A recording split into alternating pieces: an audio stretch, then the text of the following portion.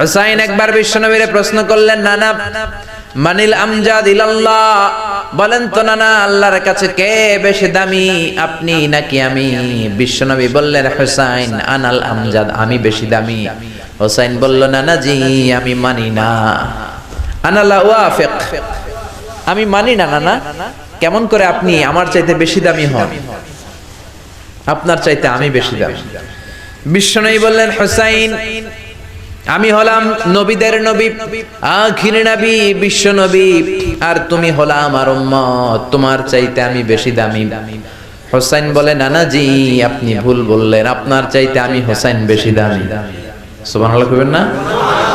বিশ্বনবী বললেন, কাইফা যালিক, কেমন করে এটা?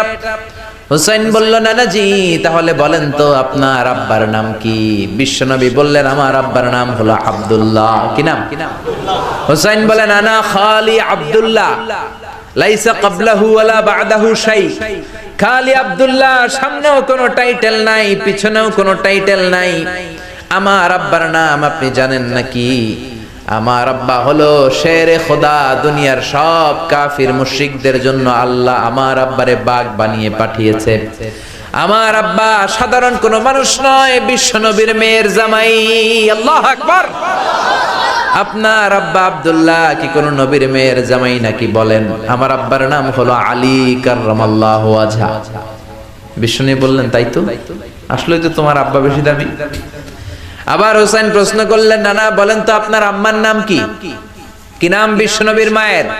তোরা দেখে যা আমিনা মায়ের কোলে, মধু পূর্ণিমারি সেথা চাঁদ দোলে, যেন উষার কোলে রাঙা রবি দোলে।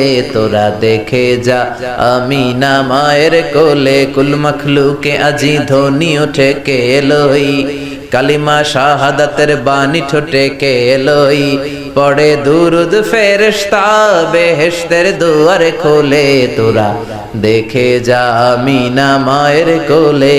আল্লাহু আকবার। বিষ্ণু বললেন, আমার মায়ের নাম আমিনা।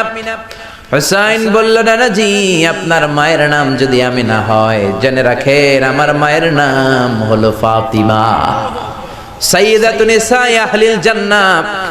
জান্নাতে সর্বপ্রথম যেই মহিলাটা ঢুকবেন, ওই মহিলাটা হলো আমার আম্মা জান ফাতিমা। বিশ্বনবী ফাতেমারে এত ভালোবাসতেন, বিশ্বনবী বলতেন যে ফাতেমারে কষ্ট দেয় সেজন্য আমি নবীরে কষ্ট দেয়, আর যে ফাতেমার মনের মধ্যে আনন্দ দেয় সেজন্য আমি নবীরে আনন্দ দেয়।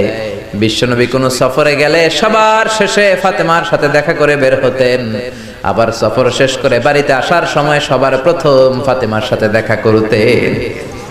ও নানা বলেন তো তাহলে কে দামি, আপনার আম্মা আমেনা নাকি আমার মা ফাতিমা? বিশ্বনবী আর কোনো কথা বলে না।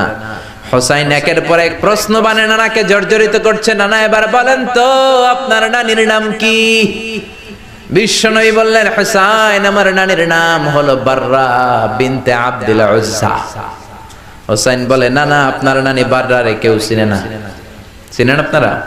অনেকে জানেই না, ওই যে কয় নসিনি, আরা নসিনি দে, আমরা চিনি না বাররা বিনতে আব্দুল উজ্জা।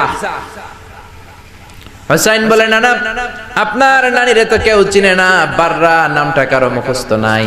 আমার নানির নাম আপনি জানেন নাকি? আমার নানির নাম হলো খাদিজাতুল কুবরা আত-তাহেরা।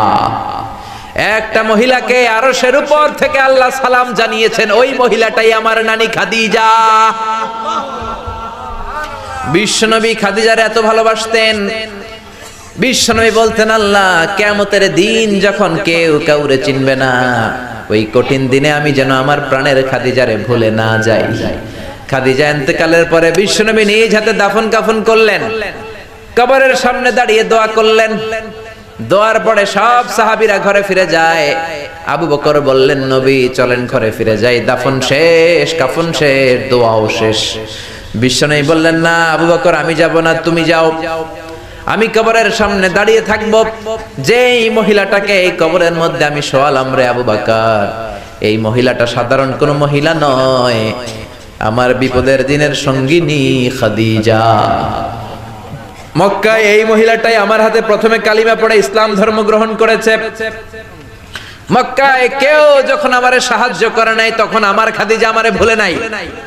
কেউ যখন আমারে শেল্টার দেয় নাই, সাহায্য করে নাই, খাদিজা আমারে সাহায্য করেছে। মক্কার লোকেরা 3 বছর শিয়াবে আবি তালেবে আমার জেলের মধ্যে রেখেছিল। আমার কলিজার টুকরা বিবি খাদিজা ওই জেলখানার ভিতরে আমার সাথে ছিল। আবু বকর, তোমার মনে চাই তুমি ঘরে ফিরে যাও, আমি এখানে দাঁড়িয়ে থাকবো। আমি দাঁড়িয়ে দাঁড়িয়ে খাদিজার কবরের 3টা প্রশ্নের জবাব আমি বিশ্বনবী নিজে দিয়ে তারপরে ঘরে ফিরে যাব রে আবু বকর। সাইয়েদনা জিবরাইল এসে বললেন, ইয়া রাসূলুল্লাহ, ইয়া হাবিবাল্লাহ, দাঁড়িয়ে থাকার দরকার নাই, আপনি ঘরে ফিরে যান। আল্লাহ বলেছে খাদিজার কবরের 3টা প্রশ্নের জবাব আরশের উপর থেকে আল্লাহ নিজেই দিয়ে দিবে।